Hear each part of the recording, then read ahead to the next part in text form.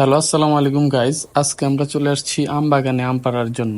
এই যে আমগুলো, মাশাল্লাহ অনেক আম ধরছে। মাশাল্লাহ, আম দেখেই মন শান্তি, অনেকগুলো আম ধরছে। ওই যে আমার বাড়ির ছোট ভাই আম পাড়তেছে, আর আমি তো পাকা আম খোঁজাতে ব্যস্ত। ওই যে আমার হাতেও পাকা আম খুঁজতেছি খাওয়ার জন্য। দেখি কয়টা পাকা আমি, একটা পাকা আমি পাইছি। এই বছরের যাত্রা আমি পাকা আম খেলাম, তাও গাছের। এই যে সেই আমটি অনেক সুস্বাদু হবে আশা করি। একদম দেখতে অনেক সুন্দর লাগতেছে, মাশাল্লাহ।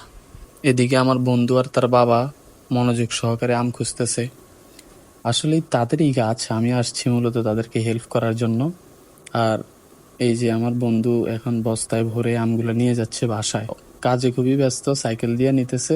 আম মাশাল্লাহ অনেক আম হয়েছে, তো এক বস্তা আম হয়েছে, আরো আম হয়েছে কিন্তু এখনো সেগুলো আনি নাই। ওই যে সেই গাছটা, ওই জায়গায় আম পাড়তেছে সবাই।